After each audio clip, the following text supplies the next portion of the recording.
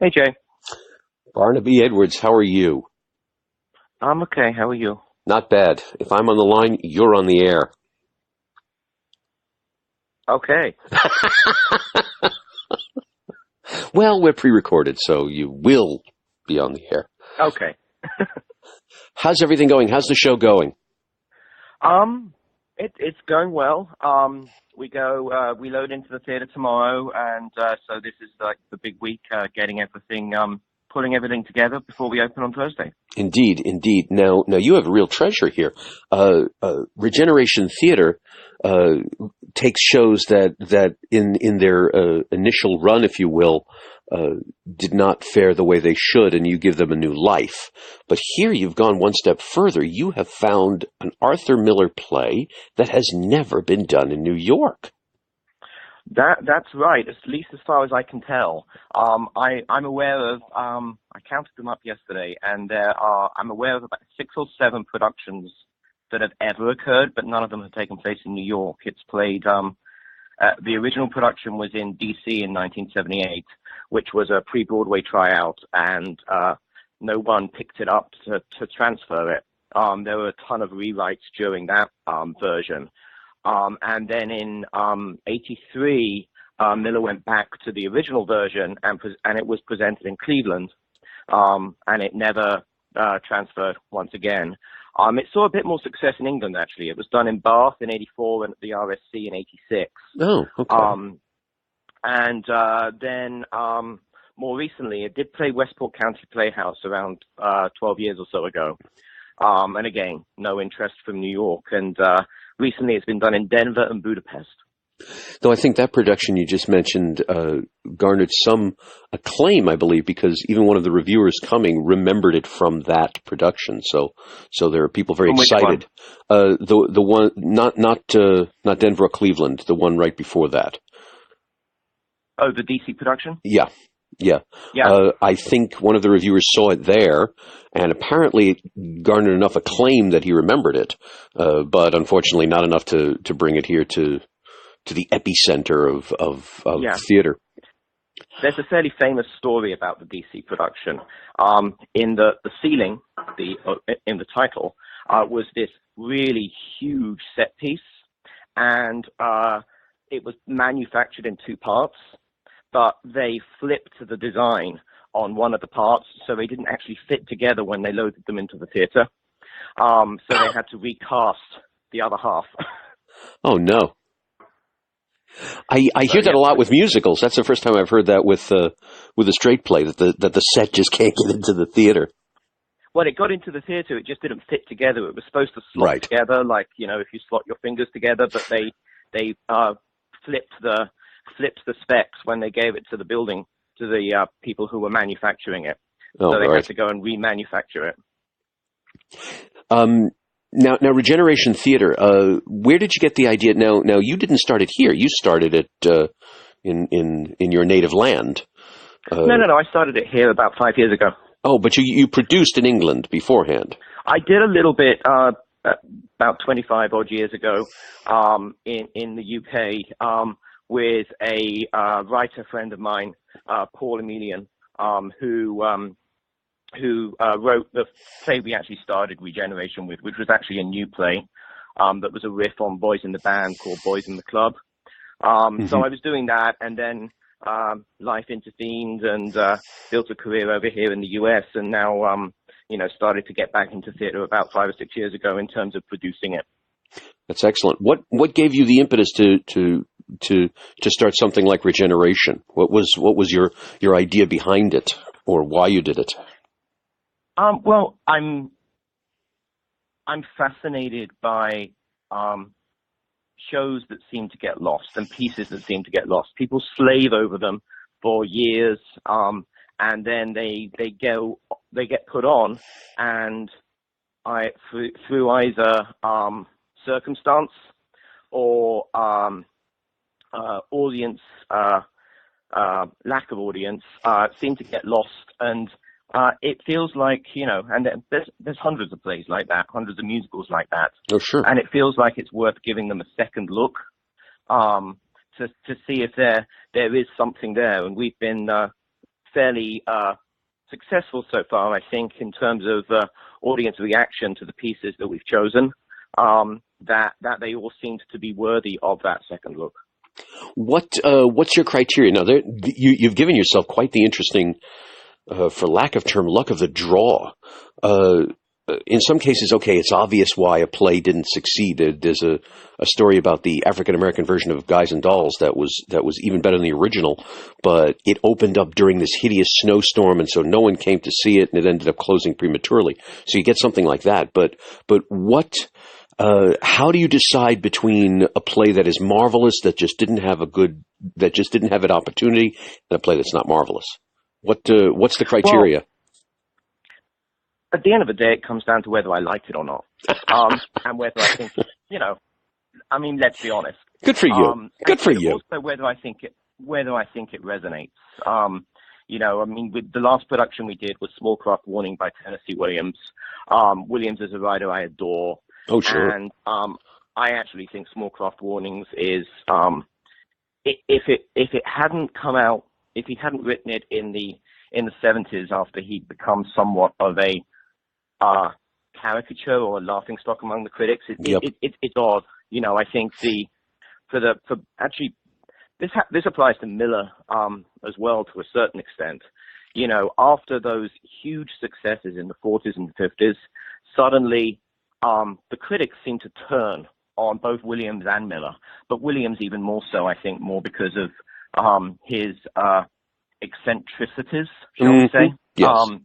And he becomes more of a figure of fun, and they think, you can't necessarily write anymore, but he darn well can. And I think Small Craft Warnings is like, has some intensely beautiful writing, and by treating it, by doing the play rather than, just letting people see that writing and treating it with the respect it deserves. People saw that when they came out and saw our production of it.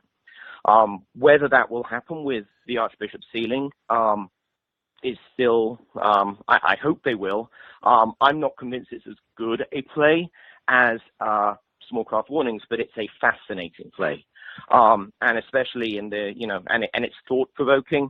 It covers many of Miller's great themes about the power of writing, about the relationship that people have with power, and corruption, really, and how people get corrupted in small ways. So you think also time will tell with things. Miller and Williams are gone years and years, so the ebb and flow of their careers are over. Now they're a member of history, so that might actually work in your favor for these shows. Now people can look back and say, I've never seen this from this great master. So you're sort of unearthing great art.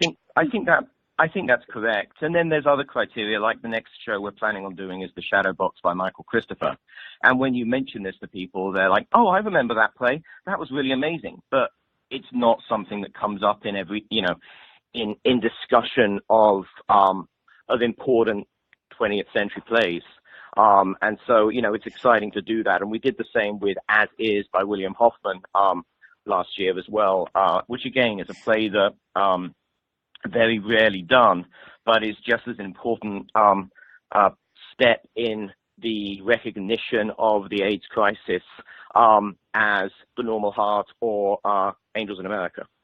I was going to say part of the reason As Is, and even The Shadow Box, when you get right down to it, may not have had the luster that they did, was because sometimes if a market is glutted, if there are classics at that point, people have to choose which are the ones to remember and which not. So sometimes they just get pushed aside because there's too many shows, if you will.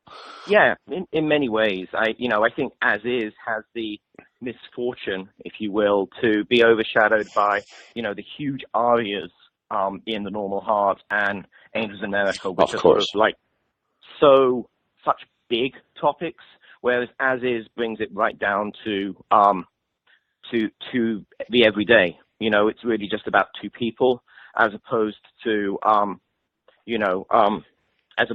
being, on national themes, etc. Right. And politics always plays. Duh. Sadly. It's in a way, it's very admirable what you're doing. You're almost doing what they did in the days of the ancient Greeks. but you're sort of even solving that problem. We read in school all the time about how thousands of plays done in the time of the ancient Greeks, but because of their festivals and their choice of what was to win, there are only a handful that are remembered. But the thousands just fell away because they weren't voted on, if you will. So you're doing quite a service to the authors and to these great works by saying, okay, you got pushed aside then, but here is your spotlight now. What do you hope to happen, if not necessarily with Archbishop, but with? Do you have the hope or the aspiration that one of your shows somewhere someone's going to go, wow, I had no idea, and want to take it further and put that in an off-Broadway venue or beyond that? Hey, that would always be nice. Or at least let's have a line around the block for your production. I bet I know the answer to this. Why do you call it Regeneration Theatre? It's sort of a three-part name, but generally, I'm a Doctor Who fan as well as a theatre fan. Mm-hmm. So the Regeneration piece came out of that, but also, it's applicable. We want to, try and revive works and see, take a second look at them, give them a second life, a second airing, if you will. I realized that regeneration I thought was a very intellectual word for what you're doing. And then I saw on your Facebook pictures of you with Matt Smith, and I said, okay, two things. One, now I know who his favorite doctor is, and now I understand the cleverness underneath the name. How do your actors feel about it? Is there a particular challenge that that you as director and artistic director and your actors have in terms of presenting these works? Is there a responsibility that they may not have in another production, if you will? I don't think so. I mean, I think, the wonderful thing about doing this in New York City is the incredible wealth of talent that we have. We run open auditions. You get actors, they come in and they blow us away with the amount of talent, and it can be very difficult to actually, cast. We've been lucky enough to sort of develop a little bit of a repertory so that there are some actors that we like working with, and so we bring them back again and again because, at this level of theatre, it's always good to have, a team, so to speak. Mm-hmm. And, I think they respect the idea of doing the work, and let's be honest, what actor doesn't really want to do Miller or Williams, for example, and the same with directors, for this production, it was something that I felt I got and therefore took on the directing of it. But most of the time, I'd much rather give others opportunities to direct, especially, from a diversity perspective as well. Sure. I remember that from seeing many of your cast lists and many of your crew lists as well. What's your main stock and trade? Are you a director? Are you a producer? What your name, comma, and what's that first occupation after it?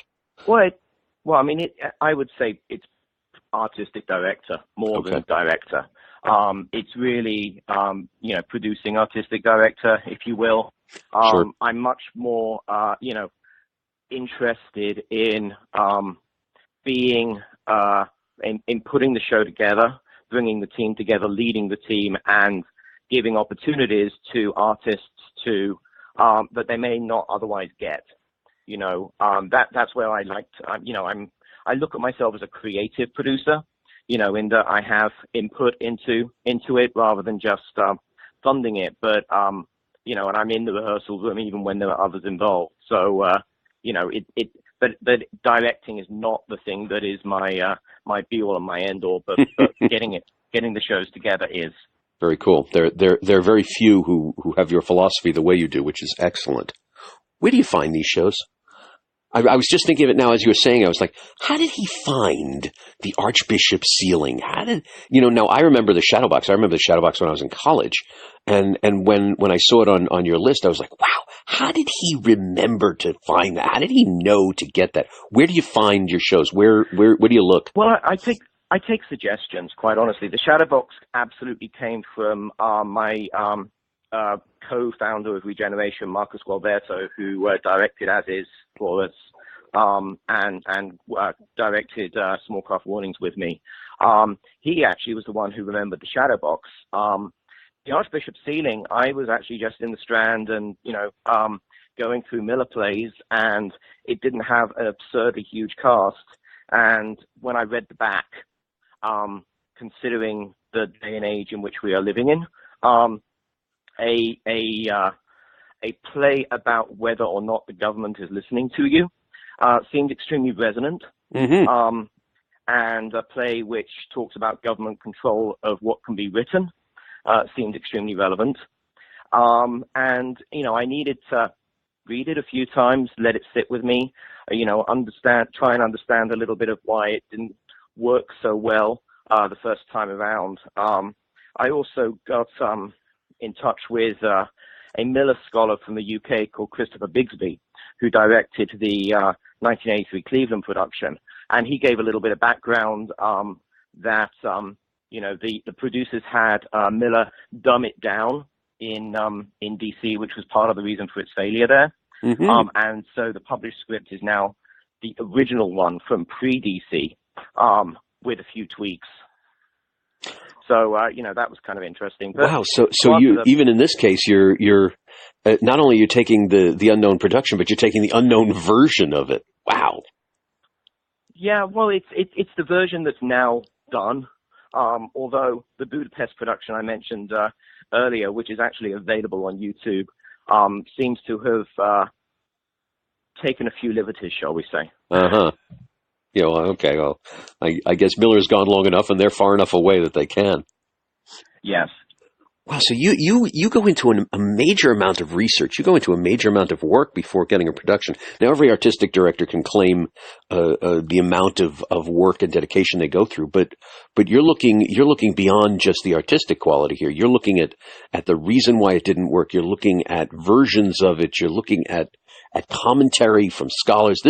So when we see a Regeneration production, we're seeing a really well-researched, well-thought-out piece before it ever got to the stage.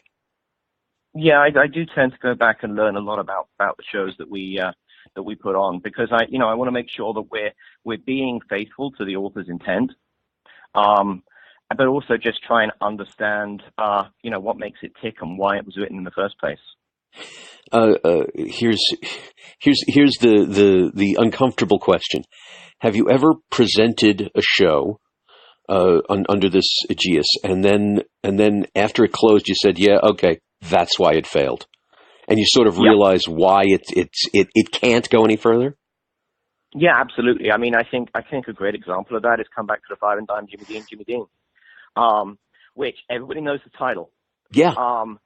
But it only ran like 9 performances on Broadway back in the early 80s, and it kind of just doesn't work.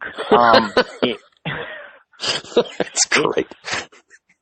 I mean, it's like this Texas soap opera in a way, but the writing doesn't sort of live up to the idea. It's not quite, the stakes aren't high enough. If that makes sense. Right. It's trying to deal with some really dark themes, but as much as anything, it's a sort of a light comedy. So, and the meshing of those two doesn't really make sense. Right.